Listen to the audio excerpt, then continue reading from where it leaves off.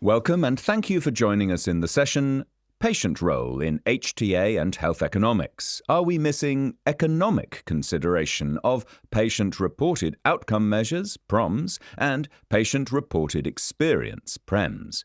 Moderated by Karen Villanueva, Secretary at the International Alliance of Patients' Organizations. Thank you very much. And good morning, good afternoon, or good evening, and welcome to this very interesting session on patient role in HTA and health economics. We truly have a very distinguished panel of experts with us who will share their perspectives and experiences. So without further ado, I'd like to call on our first speaker, Dr. Sukyoung Kim.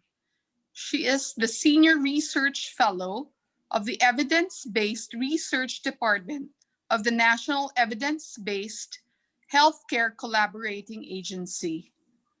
Over to you, Dr. Kim.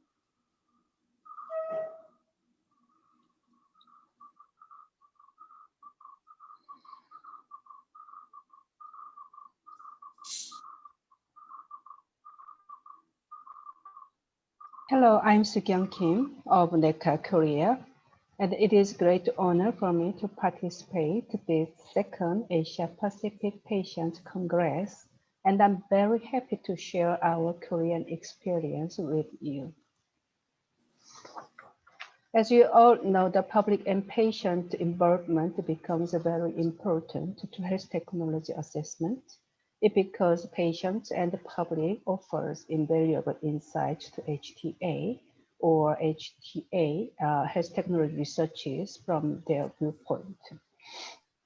So the HTA agencies need to support them to participate more. Till now, Korea has very limited experience of patient and the public involvement, especially in Korean national health insurance disease makings. National Health Insurance Service, our insurer, has established the Citizen Committee for participation in 2012 for national health insurance benefit coverage priorities. And about the national health insurance decision-making bodies, such as the Policy Deliberative Committee, the Final Decision Maker, and the Pharmaceutical Benefit Committee, are giving only small number of seats for representatives from patients or consumers.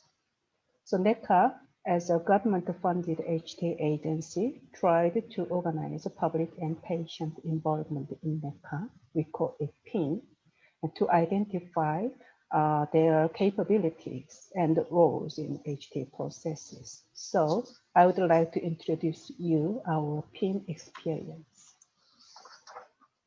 And before I introduce PIN, I'd like to briefly introduce the Korean HTA system. This table shows processes for new health technologies adoption to Korean healthcare system. New drugs needed to be approved for market use by Ministry of Food and Drug Safety.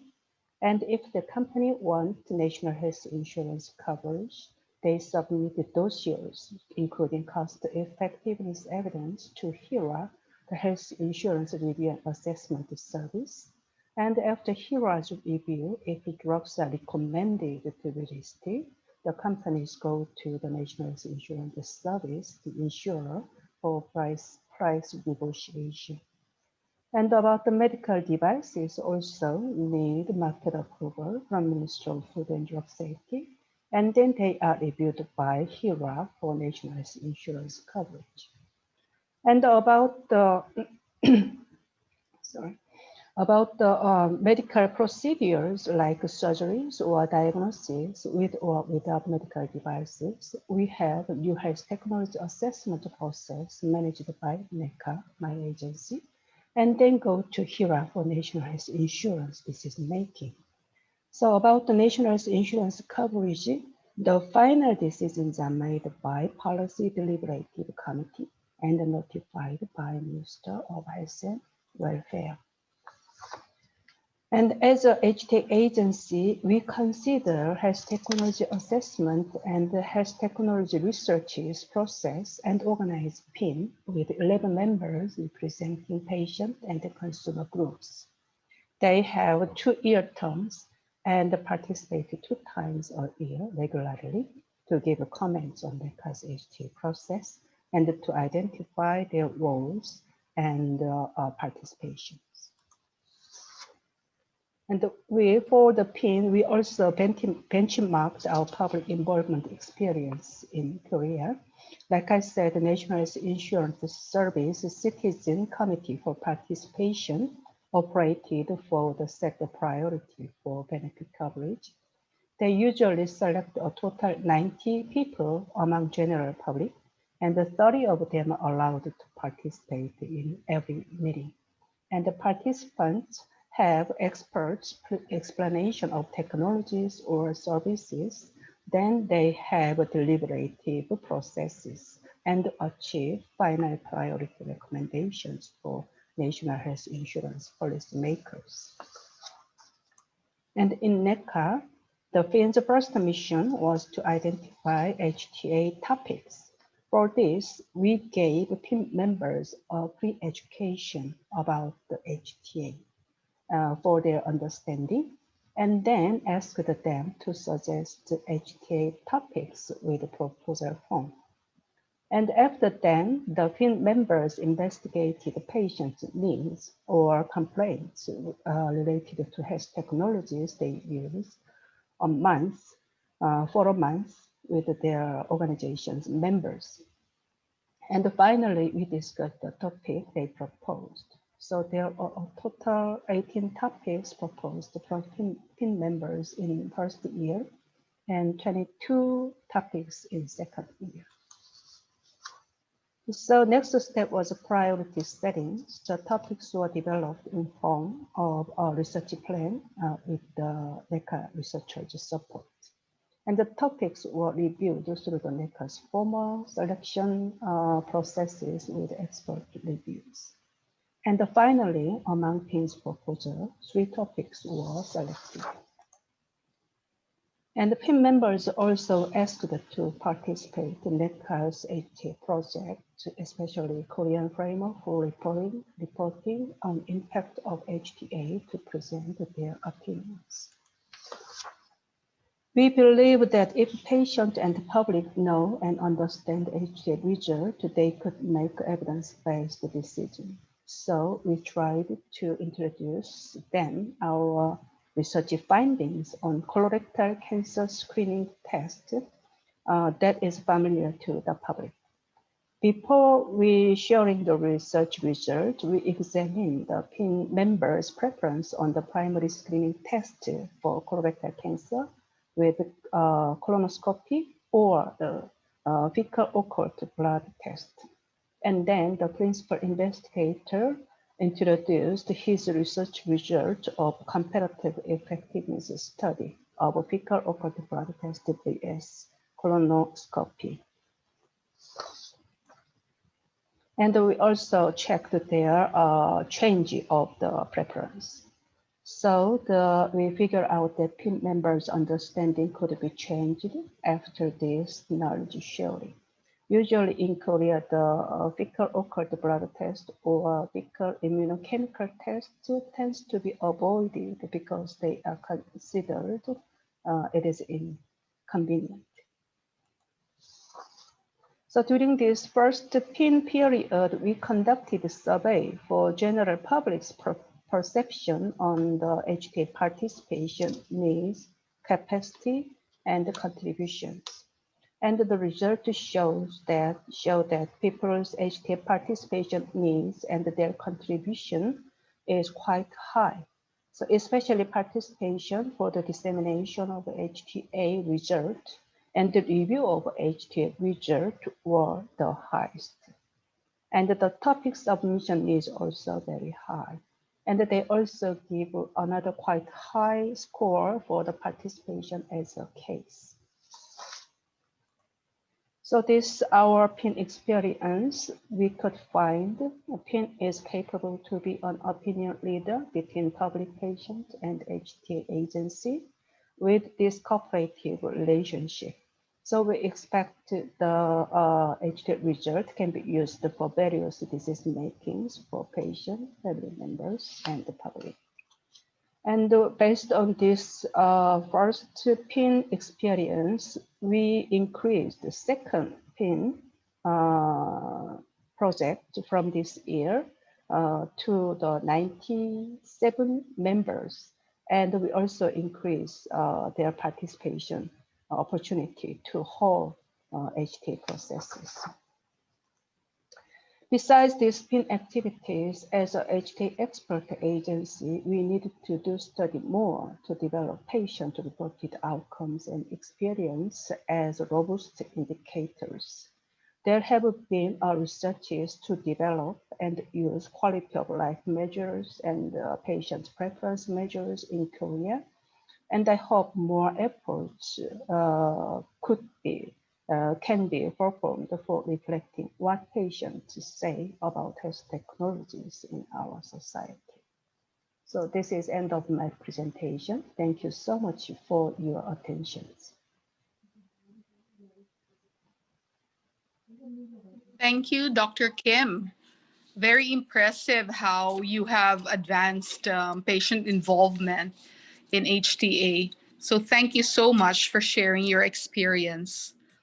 Our next speaker is Scientist D, HTA and Secretariat at the Department of Health Research, Ministry of Health and Family Welfare from the Government of India. Help me welcome Dr. Ashima Sechin. Over to you, Dr. Ashima.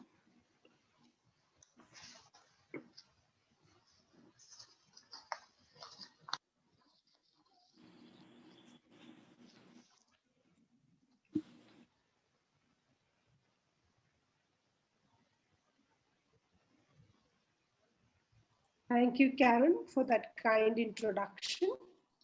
Yeah.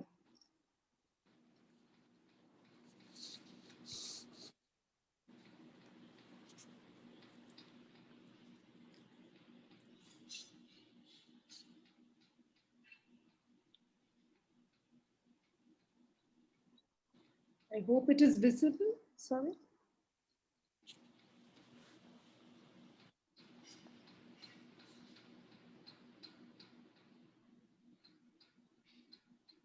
Production, I think we need to go to the first slide.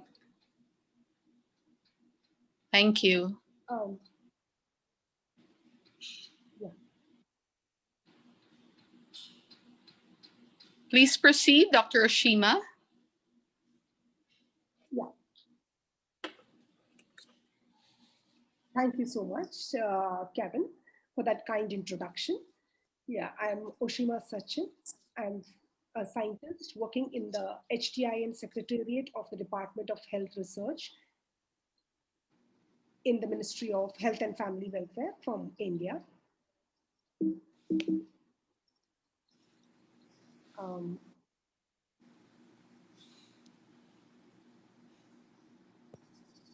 Sorry, I'm facing a, yeah, thank you for that. I think Danny would look into the screen sharing from there. Thank you, Danny, for that. I'll start with health technology assessment in the Asia Pacific region has gained the conduct of health technology assessment for evidence-based resource allocation has increased tremendously over the years in the countries from the Asia Pacific region. And so has the patient dialogue also in the Asia Pacific region. There are countries like Thailand as well as Taiwan. I would specifically emphasize on these two, which have come a long way, which are a long way ahead in incorporating patient suggestions as well as patient opinions into the conduct of health technology assessments. Thailand is a nation which has come forward with universal health coverage in their systems by conducting stakeholder consultations with the patient groups. Similarly, Taiwan is one which has come forward with patient registries for patient involvement for the conduct of health technology assessments, which would be a model for other Asian countries to move ahead. Next slide, please. Thank you. I'll be talking about the Government of India initiatives for involving the patient groups into the conduct of health technology assessment, the steps that the Government of India, especially HTIN, has taken to involve patient voices into the conduct of health technology assessment.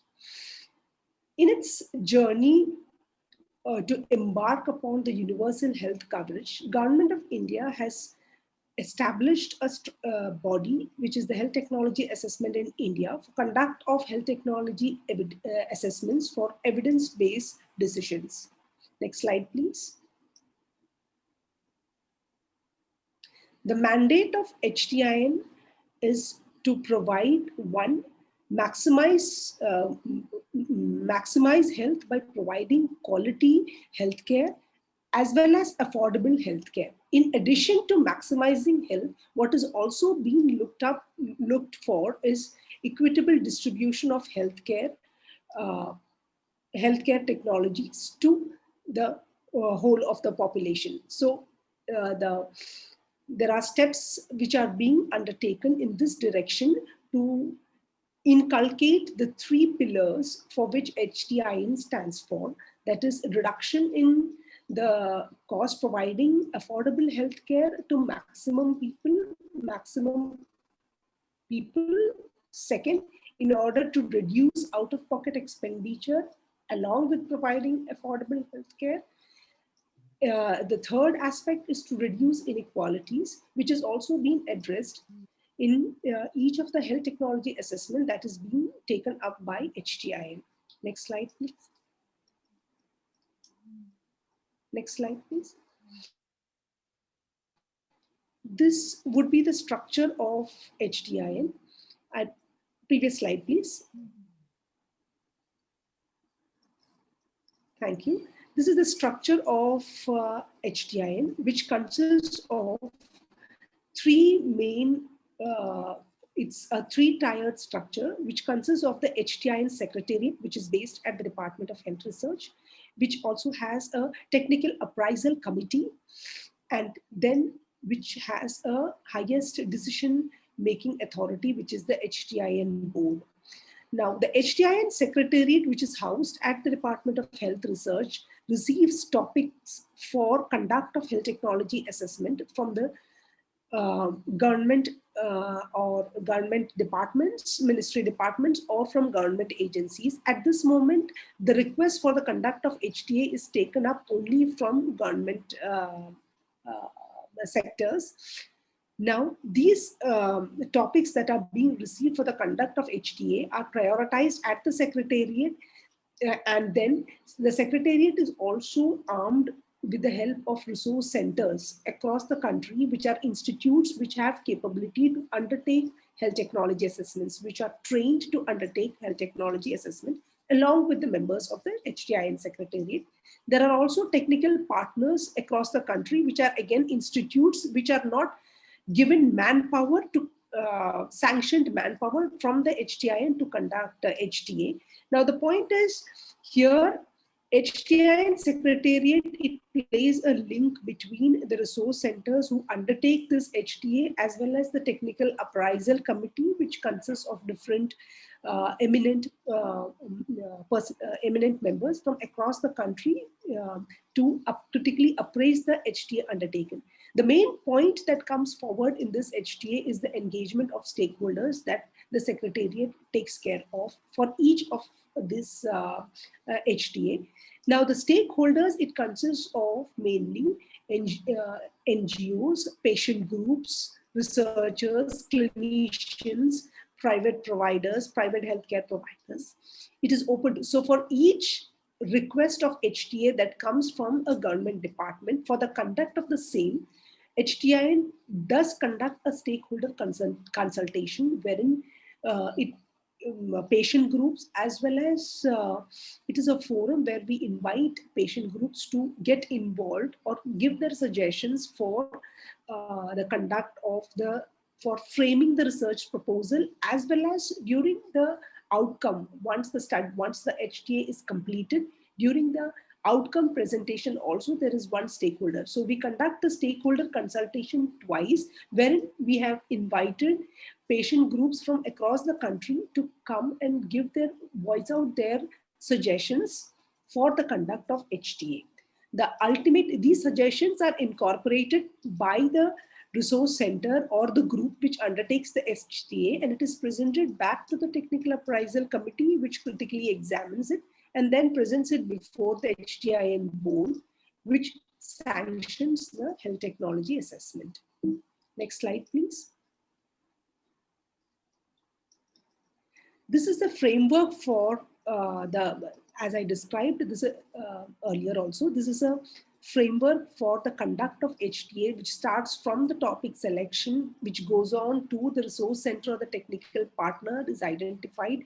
The research proposal is developed. So at this particular stage, we do conduct a stakeholder consultation wherein different groups are invited, not only NGO and patient groups, but researchers, clinicians, everyone who is associated, who could benefit from the study are incorporated to provide their suggestions, to send in their written suggestions also, which is then analyzed.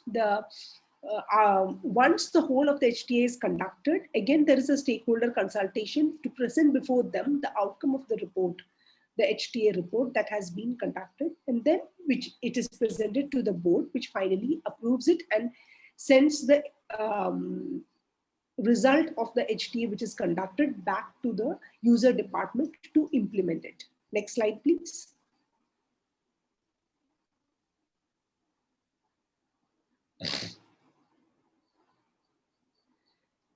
These are some of the resources where you can find the HTIN process manual, HTIN manual and policy briefs, which could provide the patient groups more insight about the processes that is being conducted in India regarding HTA. Next slide, please.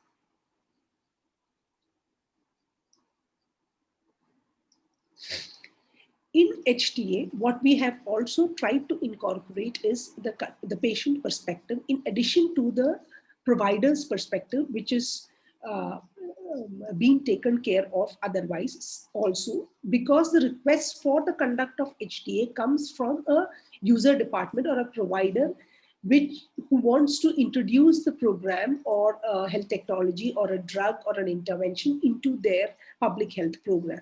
So we also try to incorporate, there is a reference case or a recipe which we have, recipe book, or a recipe manual that we have created for all the resource centers or partners across the country to follow the same directions for conduct of HTA, which involves the perspective as a main consideration, wherein the patient perspective is taken into consideration. Next slide, please. As I had discussed, cost and benefits, these are the two pillars of the conduct of HTA. HTA had embarked on a national initiative named the Costing of Health Services in India to derive cost information for different procedures in India for conduct of health technology assessment. So the cost in India, especially, it varies across different states in India for each of the procedures, be it procedure or be it any healthcare intervention. The cost of providing healthcare services does vary. So a national initiative was initiated to derive the actual real world cost estimates, which was used for price setting of healthcare benefit packages, 1,393 healthcare benefit packages during the revision of Ayushman Bharat, PMJ, Pradhan Mantri Jan Arogya Yojana packages. So one of the most important feature, next slide please. One of the most important feature of this is that in addition to the incorporation of the, next slide please. In addition to the incorporation of the OPD, the outpatient, the inpatient, as well as the intensive care unit costs, what has also been tried to incorporate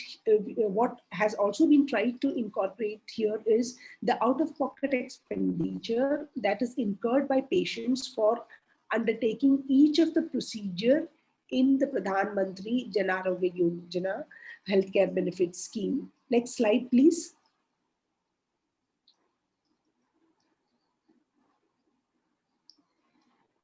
As I mentioned, the outpatient, in addition to the outpatient, inpatient, and the intensive care unit costs, which have been taken care of to frame each and every package, the out-of-pocket expenditure which is incurred by the patients for each of the procedures is also included in deriving the cost estimates for these packages, and which has been incorporated in the revisions of PMJY, second revision of PMJY. Now, this cost, India is a country which has cost at different levels. The cost of healthcare services, it varies at different levels from the primary, the secondary, as well as the tertiary. So by this national initiative, what is also being taken care of is to involve, even though the costing has been done from a hospital provider perspective, care has been taken to incorporate the out-of-pocket expenditure which is incurred by patients in each of these.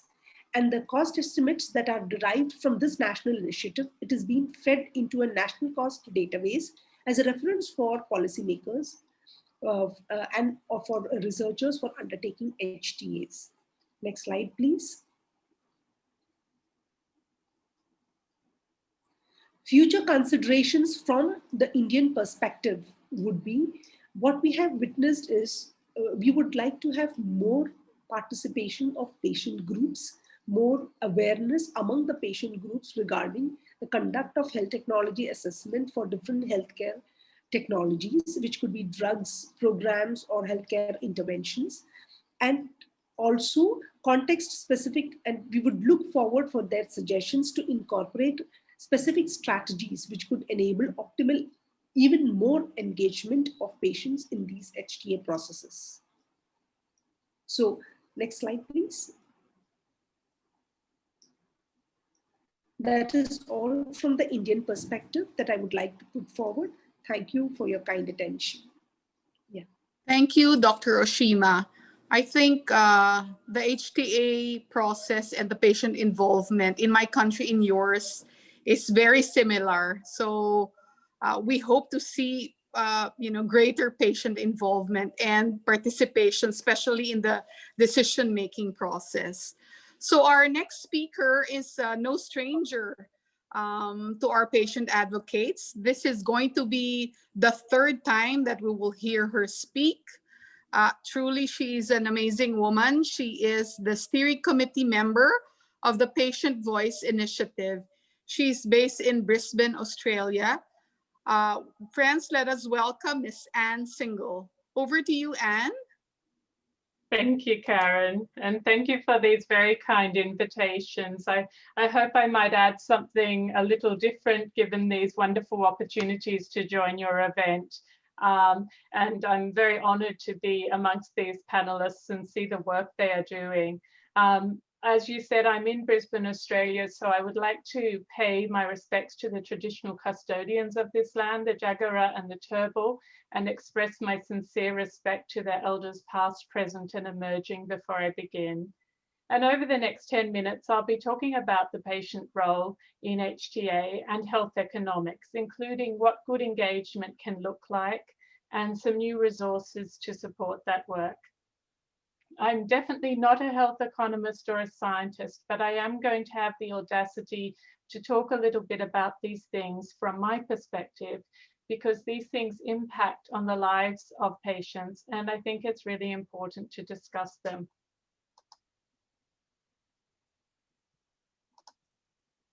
Okay, moving. So today I'm presenting health technology assessment as a box. And you know that health technology assessment is a name for the policy research that we use to determine the value of new medicines and health services. And governments are using it for universal health coverage to try and maximize their budgets and get the most health benefits they can for their populations. And I'm thinking about it, excuse me, as a box. Because it shares three qualities of the humble box. Excuse me while I have a sip of water.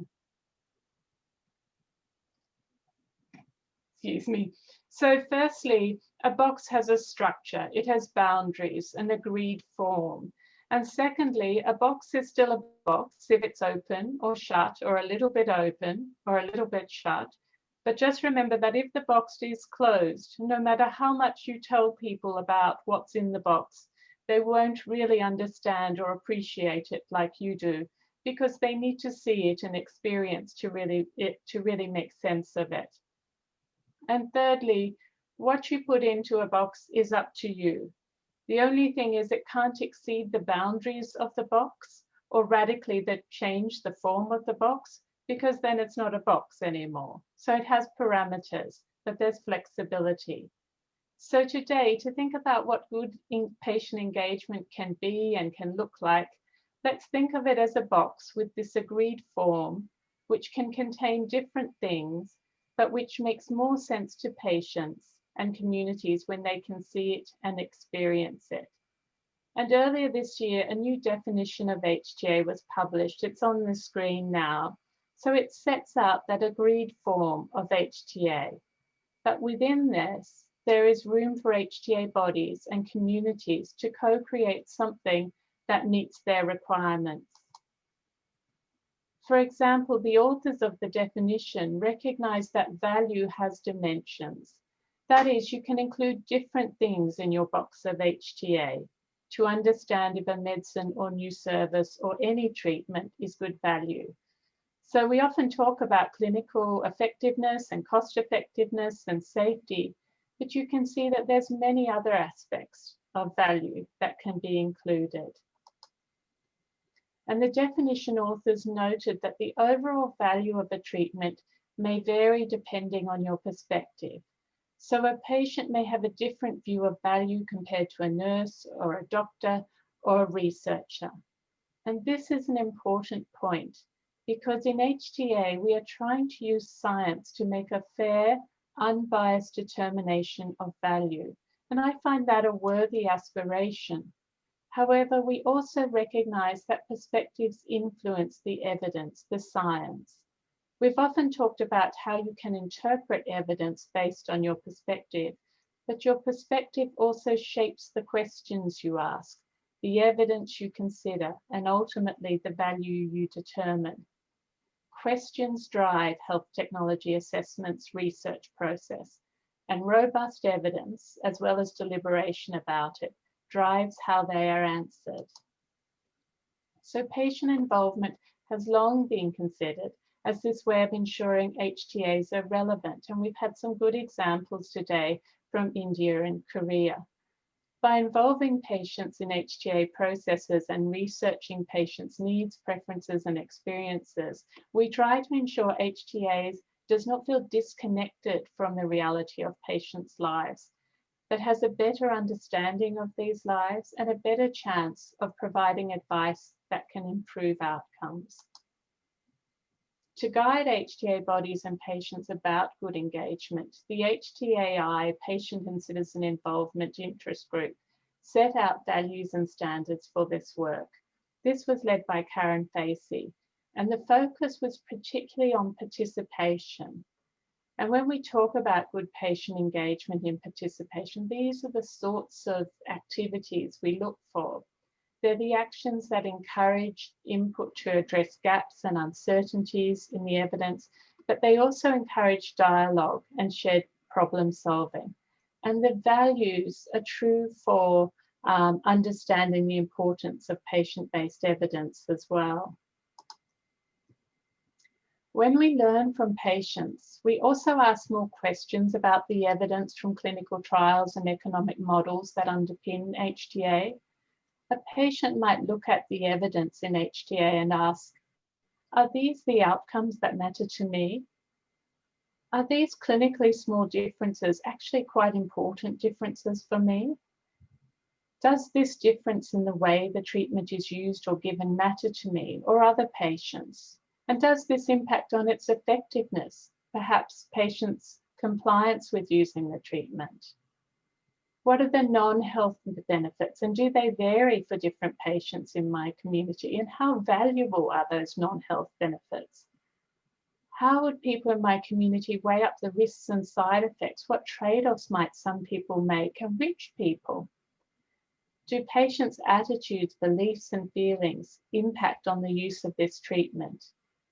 What assumptions about quality of life are being made in this evidence? What costs were included in the model, and what is being assumed, missed, and what is uncertain or misunderstood? Some of these questions point to a need to ensure patient perspectives inform what is captured in the evidence. And there are ways to capture this information using robust methods, which may be useful to add to our HTA box. One of these is developing patient-reported outcome measures so that trials capture data that is not just important to clinicians and researchers, but also to patients. For example, a number on a test may mean something to a doctor, but it may not be the only thing that matters to patients. HTA can make assumptions on behalf of patients about how they would or wouldn't trade off treatments and side effects, or how and when something is used. Or through a series of experiments, patient preference studies can help us quantify this. They can show us important differences between patients so that decision-making is less of a blunt tool. And qualitative research brought together systematically in qualitative evidence synthesis can help us understand how different patients see the context of their lives beyond the clinical outcomes and the consequences of illness and treatment options. So briefly, here are some of the new resources we've developed in the Patient and Citizen Involvement Interest Group to support some of this patient involvement I've referred to. First, we've just launched a toolkit to support patient engagement in early dialogues. This was authored by Neil Bertelsen in collaboration with many HTA bodies as part of the Paradigm Project. And the importance of these tools is for engaging patients in those discussions that sometimes occur between a medicines developer and an HTA body regarding the phase 3 trials. So they're very practical tools for people to adapt, and they give great insights into what patients can add to that process. We also recognise that many HTA bodies are aware of methods for developing patient-based evidence, but it can be known how to best use these in HTA processes and how to implement these and incorporate them in existing HTA processes. So we've been running a series of webinars to foster dialogue about using patient preference studies in HTA, and those recordings are also on our website. And finally, the value patients bring to HTA is limited by them not being able to see into this box. So learning from the Scottish Medicines Consortium's experience, the PCIG has created a template to support the sharing of non-promotional material between medicines developers and patient groups about medicines being assessed. And so you can see there on the slide the areas we're covering in that template. There was debate about including economic information, but I'm personally delighted that we've kept it, as this information is a really critical part of our conversation with patients. And we're currently trialling these templates in the UK and Australia. So I'm going to finish up, but I think IAPO shares these slides after the event. So I just put in a few extra sources and resources on those. And I wanted to draw attention to the Patient Voice Initiative videos on YouTube, which include things for patient groups about PROMs, qualitative research, patient preference studies, and how to get involved in research. Thank you, and I look forward to the discussion. Thank you, Anne. As always, the work that you do is really inspiring. So we have a couple of questions already on the floor, and I think this is directed to Dr. Oshima. How are rare disease patients represented in the HTA policy? Is there a specific channel for contributing the perspectives of rare disease patients during the stakeholder consultations? So over to you, Dr. Oshima, for that question. Yeah, I'll take that, Karen. As I mentioned in HTI, and what we are doing is we conduct health technology assessments, or we allocate health technology assessments as per the request that we received from any central or state government or government agencies. So till now, we have received n number of topics, but no request has come for the conduct of rare diseases. So there was a mention from one of the states, but then priority wise, they themselves had set up some other questions. They had sent us some other queries to be addressed. So once we'll be getting a query regarding rare diseases, it is definite that for that topic also, we would be holding a stakeholder consultation wherein rare disease groups will also be called for. Yes. Okay. Thank you, Dr. Oshima. So you mean to say that the rare disease or the patient groups do not have a say on the topic nomination for now? As of now, what happens is the topics are sent by central or government ministries or any government agencies as to what they want to implement in their public health programs.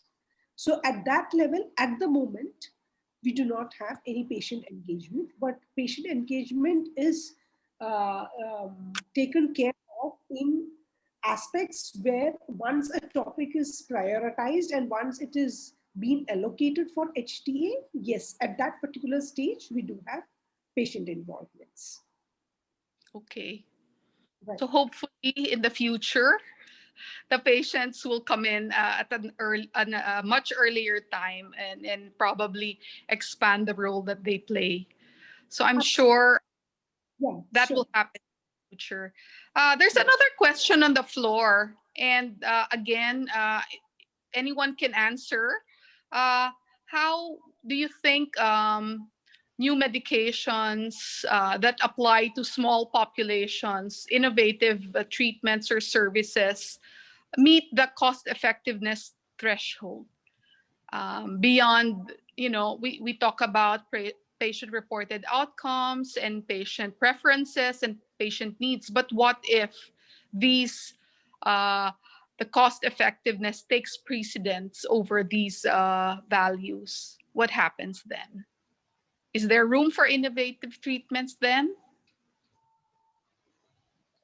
Sure. Usually in Korea, our decision making of national health insurance coverage, especially for the drugs, are based on the cost effectiveness evidence.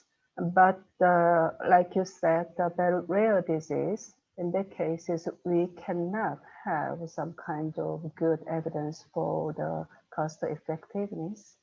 In that cases, for these cases, in Korea, we have some kinds of special track for that, for the rare diseases or orphan drugs with a very high cost. Usually, in most of the country, have the risk sharing agreement. That is a kind of a special agreement between national insurance and pharmaceutical company to provide the drug first, and then if their cost is over the threshold, in that cases it can be refunded by the company side. But during the period, a patient can use that. So I think this kind of risk sharing agreement is expanding nowadays globally, I think. Thank you very much. So at least you're saying that there's sort of a different pathway for the rare diseases and the orphan drugs which and to which the companies also share some risk to make sure that the patients at the end of the day get access to the treatment. Anne, would you want to take a crack at that as well? I just mention and agree with what Dr. Kim said. It varies from country to country and jurisdiction, but it's been a place where patient involvement has been quite important. So if I look to the Australian Pharmaceutical Benefits Advisory Committee or the Scottish Medicines Committee or NICE, they use different processes for these treatments, and usually a meeting with patient groups or patients is a key part of trying to unpack and get a better sense of the needs. I think there's also something that I hold as important to HTA. The former head of CADITH, Dr. Brian O'Rourke, used to always stress to people that the ISA is not the end of HTA, it's the beginning of the deliberation. And so there's room beyond cost effectiveness, but that's not to take away the considerable challenge of getting high cost treatments to rare communities. And I think Karen Facey is doing some really interesting work in the UK, which I believe is about to be published in this space. So I'm looking forward because there's a lot to improve here and a lot to learn from. Thank you so much, Anne. Unfortunately, we don't have time, but we're very heartened to hear the developments of HTA and the way forward for patients to be involved. Because if we stick to the dictum of universal health coverage and no one will be left behind, then certainly rare diseases and other orphan diseases and other marginalized diseases need to be included in this universal health coverage. So with that, I'd like to thank very much our panel, Dr. Suk-Hyung Kim from Korea, Dr. Oshima Sachin from India, and Anne Single from Brisbane, Australia. Thank you so much for the rich discussion that we have and for sharing your time. Thank you very much. Thank you very much, all the audience and also the participants. Watch this space. As you know, we have got new vaccination underway. I wonder how HTA will apply to them. They were very interesting landscape. Thank you very much, and see you at the other end after mobility break. Thank you. Thank you. Bye-bye. Thank you. Bye.